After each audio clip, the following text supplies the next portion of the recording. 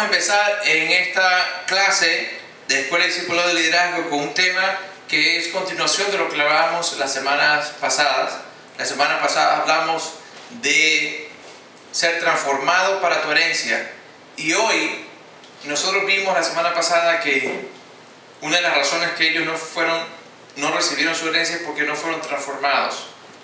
Y una de las áreas principales de esa transformación, yo creo que es la área más importante, es el área que vamos a estar hablando hoy en día y en las clases futuras, porque no se puede abarcar en una sola clase. Y es el tema de tu identidad. La mayor transformación que puede suceder y que necesita suceder en una persona, en un ser humano, es la transformación en el área de su identidad. ¿Qué es identidad? Según el diccionario de la Real Academia Española, el significado de identidad es la conciencia que una persona tiene de ser ella misma distinta a las demás.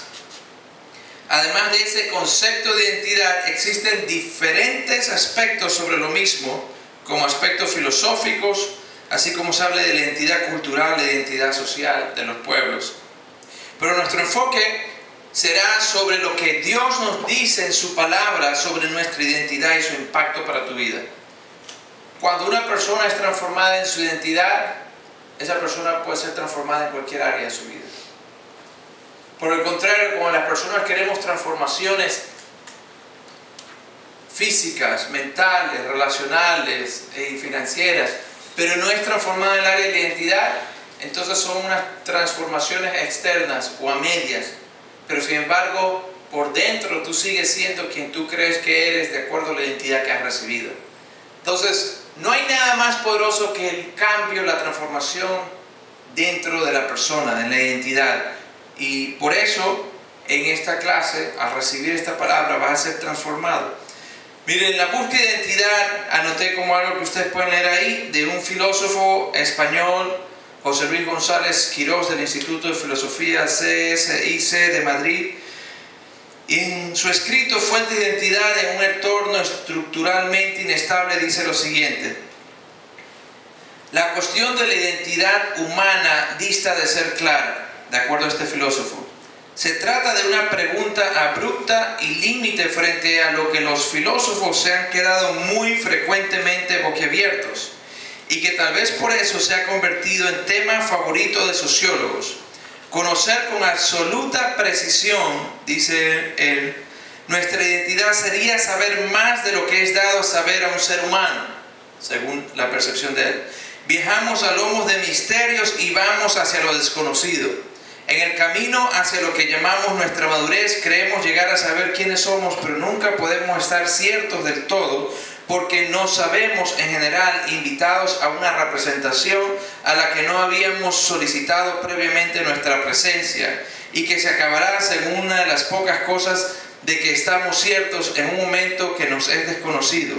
La identidad en un sentido fuerte es pues tan misteriosa como la vida misma, como el enigma de la realidad cuya complejidad se nos aparece tantas veces en forma elusiva, barroca y asombrosa. Como dijera Cantinflas, ahí está el detalle. Right?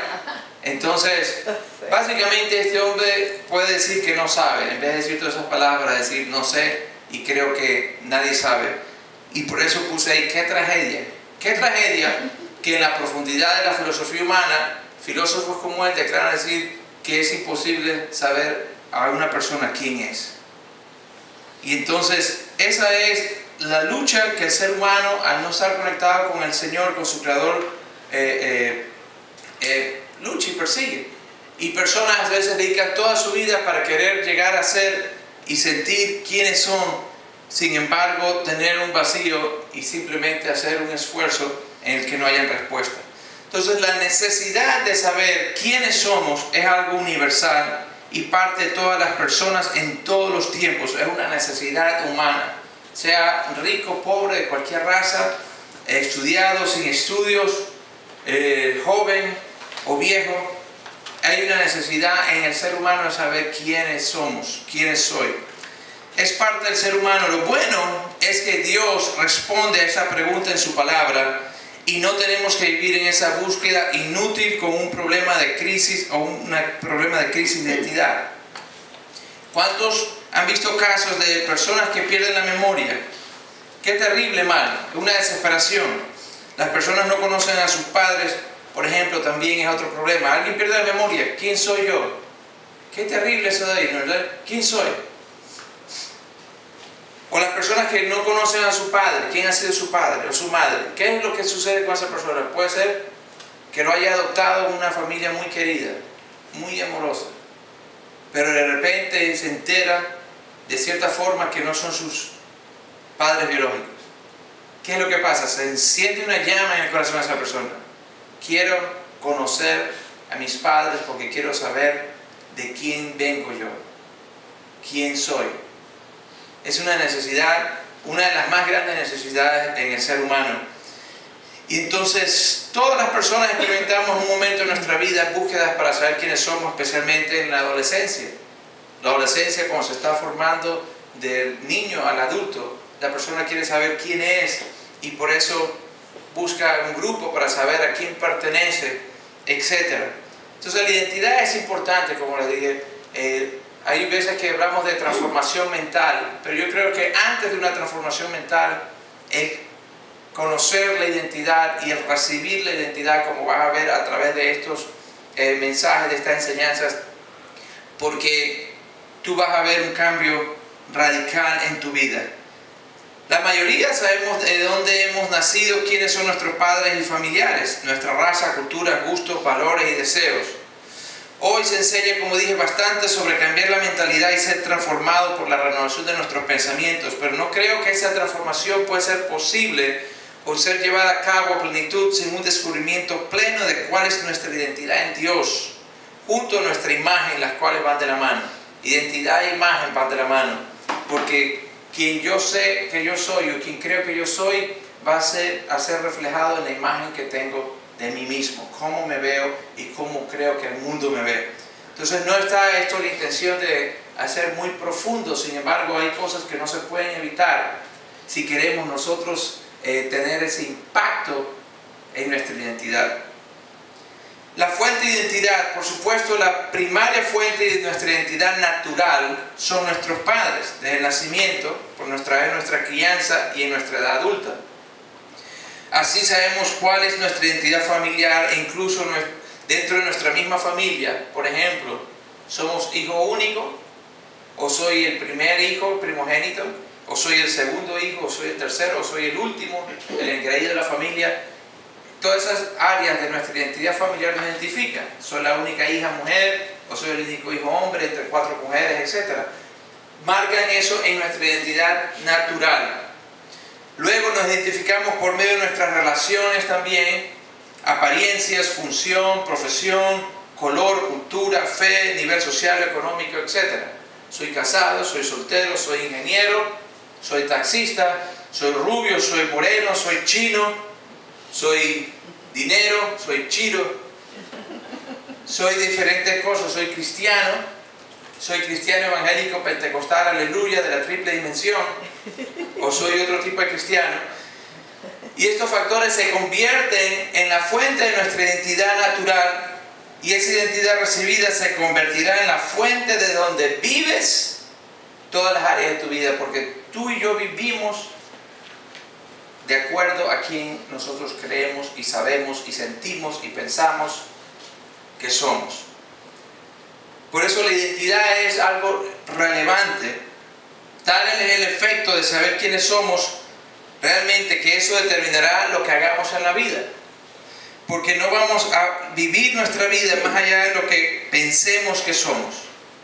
Por ejemplo, si yo no pienso que Dios me llamó a ser pastor, pero yo no pienso que puedo ser pastor o soy pastor o que quiero ser pastor, yo no voy a hacer eso de ahí.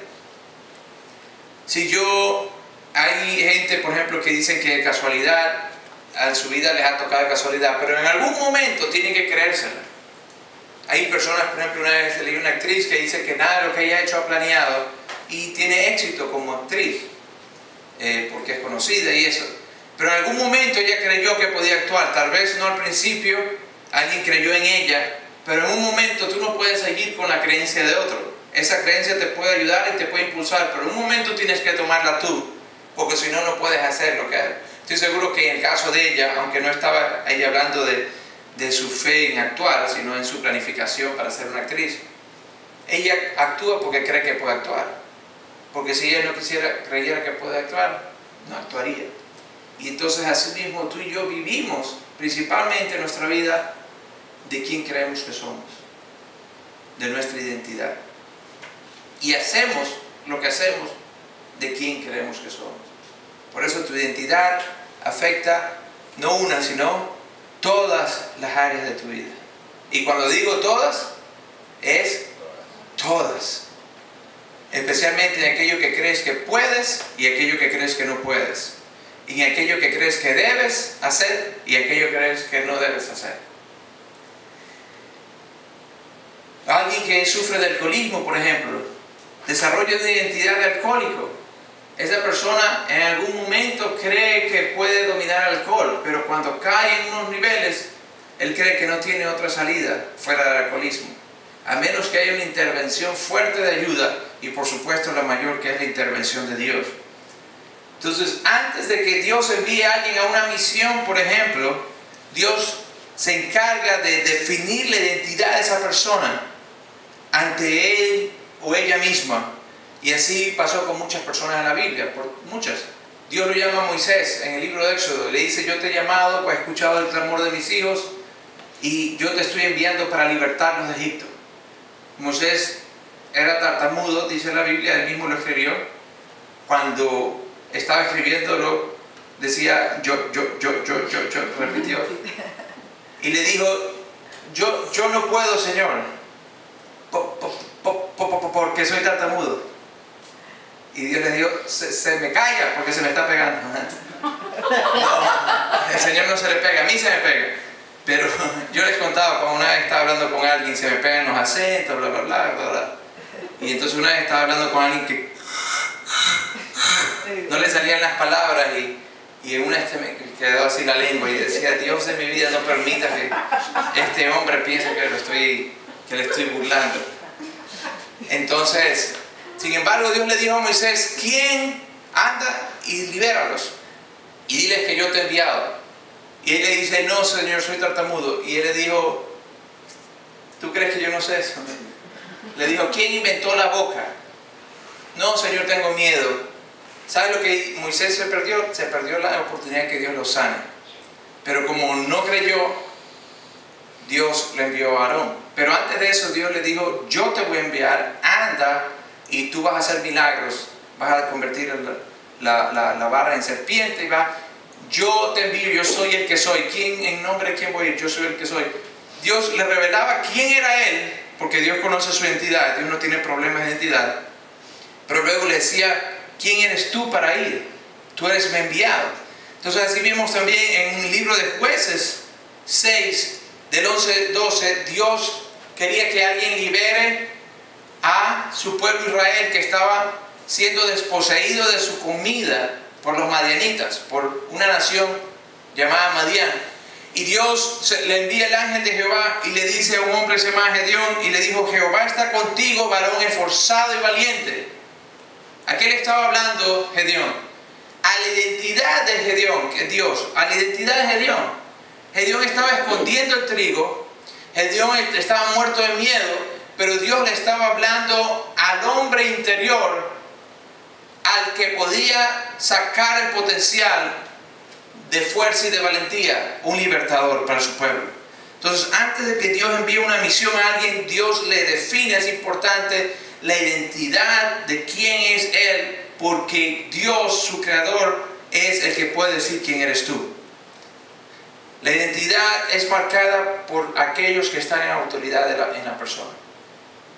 Y cuando tú vienes al Señor, entonces no hay mayor autoridad que Dios. Cuando nosotros nacemos, esa identidad es afectada por quienes nuestros mayores dicen que somos: nuestro padre, nuestra madre, nuestros maestros. Pero cuando venimos al Señor, tienes a alguien mayor, diga conmigo mayor, que define quién tú eres. Entonces el problema que leímos del filósofo, que no tiene salida, ¿por qué? Porque quieren encontrar identidad ¿en qué? En ellos mismos. en su limitada mente.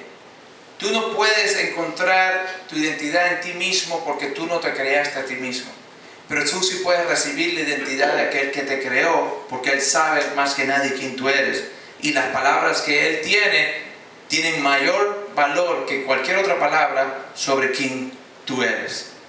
Entonces, de esa forma, no tienes que pasar tu identidad pasando y divagando, ni tampoco buscándola en tus experiencias, ni en otro ser humano.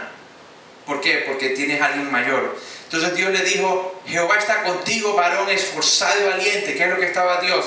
Así, marcándole su identidad. ¿Por qué? Porque Gedeón iba a ser aquello que él creía que él era. Y si él estaba en la identidad que había recibido bajo la opresión de otro país, entonces la identidad que él tenía era que una identidad de ¿qué? Oprimido. Una identidad de que lo que mejor podía hacer él era esconder la comida porque ya venía a robársela. Escondedor, sobreviviente.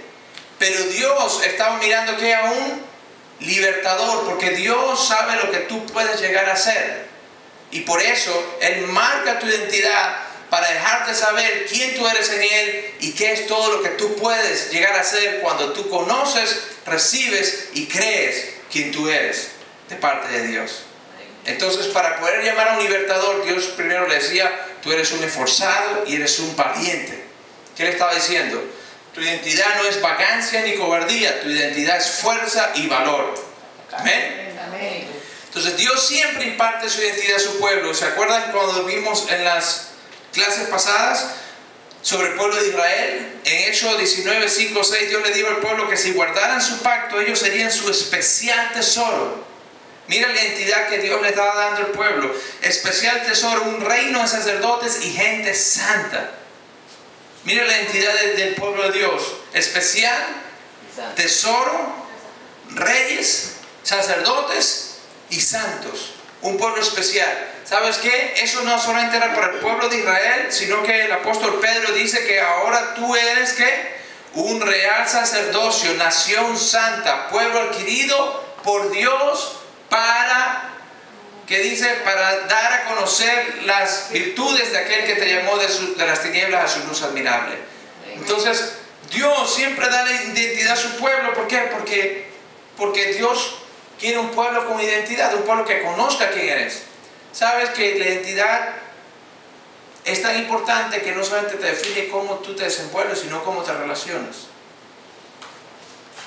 ¿Cómo puedo yo tener una relación sana con alguien si tengo un defecto en mi identidad enferma? ¿Cómo yo puedo dar amor, por ejemplo, si yo creo que no soy, o recibir amor si no creo que soy digno de recibirlo? ¿Cómo puedo yo dar amor si yo creo que soy incapaz de darlo? El nivel más profundo en los seres humanos es el nivel de la creencia.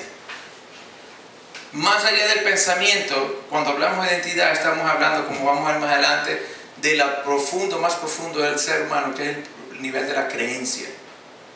Porque aquello que creemos es realmente lo que vivimos. En lo más profundo de nuestro ser, en el inconsciente de nuestro ser. Entonces Dios le dice, si ustedes guardan mi pacto, ustedes son, esta es su identidad, un tesoro especial. ¿Saben lo que Él estaba haciendo? Dándole una identidad con la cual ellos se pueden relacionar con Dios. Un pueblo que es especial tesoro se relaciona con un Dios a quien consideran que un Dios especial, a un Dios que es un tesoro. Un pueblo de reyes se relaciona con rey como un ¿qué? Rey. Y un pueblo de sacerdotes se relaciona con un Dios santo.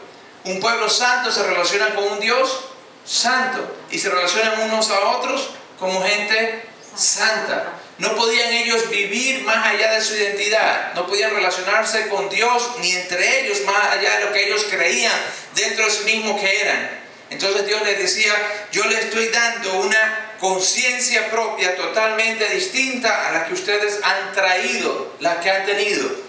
En Egipto, como ya vimos, ellos no habían sido tesoros, sino que esclavos. Ellos no eran reyes ni sacerdotes, ni tampoco era un pueblo santo separado para Dios. Ellos que eran solamente esclavos. En tu vida, el Señor te quiere hacer saber, y por eso te da esta palabra, de que tú no eres aquello que tú has creído que eres de manera distinta a lo que Él dice que eres. En otras palabras, lo que tal vez recibiste de tus padres, o tal vez de ti mismo, o tal vez de la experiencia, o tal vez de tus abuelos, o tal vez de tus maestros, o tal vez de cualquier otra persona o tuyo mismo, diferente a lo de Dios. Dios te trae esta palabra para que tú la recibas, y también tu espíritu para que tú puedas recibir y entender lo más profundo de tu ser, de que Él es quien marca tu identidad en Cristo Jesús, y Él es el que tiene la autoridad para decirte quién tú eres. Y quién tú eres, Él te está diciendo que eres un especial tesoro. Y vamos a ver más adelante qué pasó cuando no recibieron la identidad de Dios. Y solamente estamos repasando en Números 13, 31 a 32. Dios le había dicho al pueblo: ustedes serán especial tesoro, ustedes van a poseer la tierra. Pero en el desierto, como vimos antes también, no cambiaron la identidad anterior. Ellos siguieron viendo como esclavos, como Egipto les había dicho, como Faraón les había dicho, como el antiguo amo de ellos les había dicho: tú eres un esclavo que solamente tu destino es que trabajar para mí, hacer ladrillos, y solamente eso de ahí. Entonces ellos no podían verse de otra forma a menos que permitieran a Dios hacer un cambio en sus vidas. Porque por eso Dios, como ya vimos, les hizo pasar por el desierto, porque ahí se manifiesta la identidad carnal, como con los israelitas. En el desierto vimos el momento de aflicción y en momentos de prueba, en momentos de necesidad. ¿Por qué? Porque esas pruebas están intencionalmente diseñadas por Dios para que se manifieste la identidad anterior. Yo nunca salgo de estas cosas, siempre me pasa a mí eso de ahí. ¿Cuántos ven eso de ahí? Eso está hablando de la identidad, el programa anterior separado de Dios. ¿Por qué entonces Dios me lo pone difícil? Porque necesita en esa dificultad salir para que pueda, ya lo vimos, no voy a repetir la clase, por eso tienes que leerlo, repasarlo, para que pueda haber un cambio permanente, repetición. Nosotros cambiamos por la repetición de lo que oímos, vemos, o cambiamos por situaciones traumáticas. Yo prefiero cambiar por repetir y oír y ver la palabra de Dios que por un trauma. El niño prefiero que no toque la hornilla porque me cree a mí que porque puso la mano y salió con la quemazón ahí, y entonces entendió que no hay que poner la mano en la hornilla. ¿Cuántos quieren poner la mano en la hornilla? Entonces sale la identidad para que la rechaces y para que la cambies a lo que el Padre dice que tú eres. Cuando veas la cola fea esa, cuando veas las palabras y las caras feas y los sentimientos feos, entonces regocíjate. ¿Por qué? Porque tienes la oportunidad de quitarle la cabeza a esa identidad de refunfuñona, llorón, o criticón, o murmurador, etcétera, etcétera, etcétera. Entonces ellos ahí se fallaron, pero se identificó miedos, por ejemplo, dudas e incredulidad, deseos y emociones contrarios a Dios. Cuando vemos esas cosas salir fuera, como dijo, reconocerlos para que Dios cambie por su palabra y aceptar que somos hijos y no esclavos. Ese es el cambio, la transformación más poderosa interna en la identidad, adentro, quién tú crees que eres, quién Dios dice que tú eres. Porque tú vas a vivir, tú vives hasta ahora y vivirás mañana de acuerdo a quién tú crees que eres. Tú y yo no podemos impedir las consecuencias, las circunstancias que nos pasan, pero sí vas a reaccionar de acuerdo a quién tú eres. Tú no puedes impedir que alguien te haga mal, pero sí vas a poder controlar cómo reaccionas de acuerdo a quién tú eres. Tú y yo hacemos lo que somos. Y por eso, eso de ahí, somos conquistadores y vencedores, no víctimas. Somos santos, no idólatras. Dios dijo, eres una nación santa, no eres un idólatra. Eres un conquistador, un vencedor, no un esclavo. Amén. Amén. Entonces, esta frase dice, yo doy de lo que tengo, y lo que tengo viene de quien yo soy. Eso lo dijo un gran amigo mío, José Pepe Salcedo. Yo doy de lo que tengo, tú no puedes dar más allá de lo que tienes. Y tu vida tú das a otros. No te gusta o no le gustas a los que están al lado tuyo lo que estás dando porque no está a lo mejor. Entonces cambie quién tú eres. ¿Por qué? Porque En Dios lo que tenemos para dar son cosas lindas y bendiciones. Y si lo que usted está dando y yo no son bendiciones y cosas lindas, es porque no estamos viviendo de quién somos. Somos hijos de amor, de un Dios de amor. Y si usted dice, es que no puedo dar amor porque de chiquita o porque mi personalidad, usted está hablando pura cantinfladas, porque no está entonces viviendo la identidad del Dios de amor. El Dios de amor da amor. Y usted haga lo que sea, usted puede estar conectado con un ídolo tal vez, pero no con el Dios de amor. Usted no puede vivir con el Dios de amor y de poder y ser una persona que no puede dominarse y que es dominada por las demás cosas, ni que pueda amar. Eso de ahí significa que tu identidad, tú te ves de una manera diferente que la que Dios te ve, porque eso no es el Señor. Entonces, nuestra identidad es el área más poderosa donde los cambios profundos se realizan. Nuestra identidad es aquello que marca quién nosotros realmente somos y lo que vamos a vivir. Y por eso, como herederos o como hijos, Dios te trae una palabra que vaya primero y directamente a tu identidad. Yo creo firmemente que no puede haber manera de pensar diferente sin identidad, y que la manera de pensar entonces se vuelve un complemento para recibir y cambiar la identidad de Dios. Amén. Amén. No me hagas editar estas partes, en la otra hice uno así. ¿Falta todavía? Sí, yo sé que este es como y este así era conmigo. Tu teléfono, yo no sé si fue una llamada. Yo traté de poner una, pero no está en... Sí, no, porque